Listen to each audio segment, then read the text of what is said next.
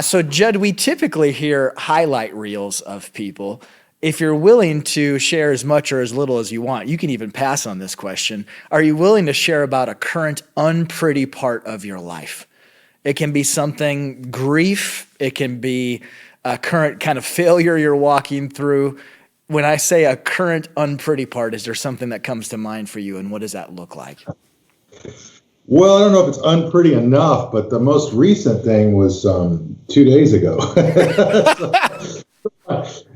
So like the first story that comes to my mind is probably not significant enough, but it's just the struggle we're all in. I just did this message in Florida on Philippians 4, where it's all about like, think about these things, things that are good and admirable and excellent and worthy of praise, and this kind of whole message about joy and where how to find it and all of that. And then I immediately get on this plane that's grounded on the runway for almost 2 hours with lightning happening, and my connecting flight is fading away. And I'm literally completely losing my religion, man. I'm losing myself.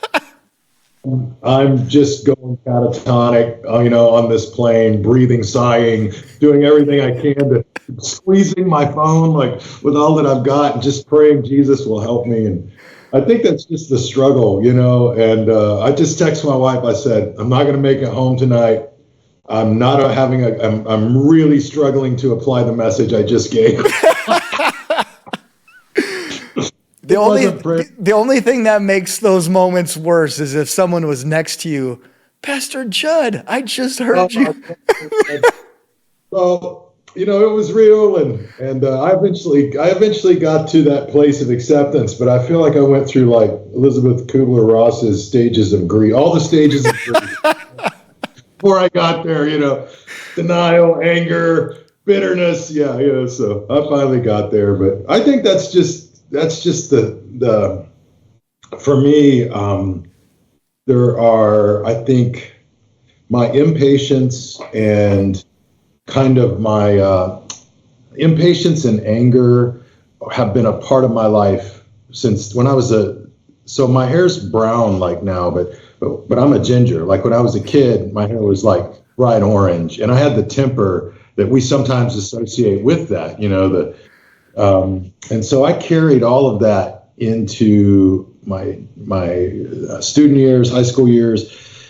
And in college, I became a follower of Jesus as a teenager. And then I felt like God really did a work in my life, like a supernatural work in that area. Whoa. And I got victory, that was the before I became a follower of Jesus, me.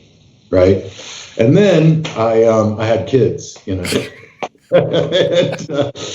I started realizing how little control I had, and I felt like that impatience was coming back, and it was coming out, in ways that never like abusive to my kids physically, but just, I would lose my cool, or I would, slam my fist down on the counter or whatever. Just, I had a Ford Mustang, and in the center of my steering wheel, there was a knuckle mark from where I just punched it in traffic, always staring back at me.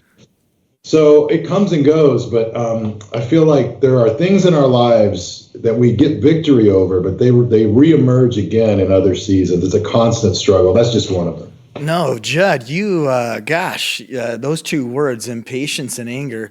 So I feel like that's not a thread in my life, maybe until the last 10 years. So I was maybe like, I've always been the assume the best. We got another day to live. Like I used to get in trouble early on in my marriage for never getting upset about things. And my wife would be like, I'm upset. You should be upset too. And I'm like, well, God is good. And she'd want to slap me then. But like, I feel like the last 10 years, impatience and anger is something I've been battling. Have you found any remedies for that? And specifically, I see it I grieve it, just my shortness with my kids. My youngest is a spitting image of me, and I find myself losing my cool. Has there been anything that's helped bring victory in that area?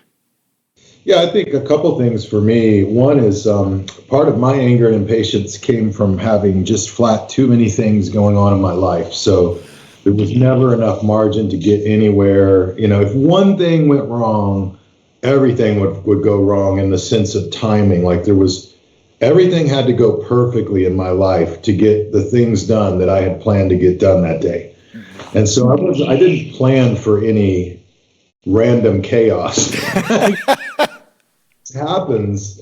And I think I've, in different seasons, done a better job of that. Kind of living with a little more margin in my life has helped. And then the other thing, like even on this flight, when I'm not doing so well, I pulled it back together.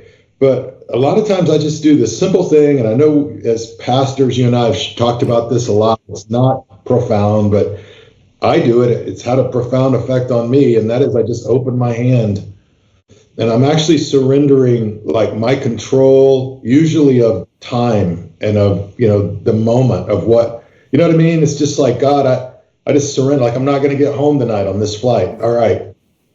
I'm alive. My heart's beating. God has actually thrilled me with everything he's done for me in my life. Like, why am I so upset about this? You know what I mean? It doesn't matter.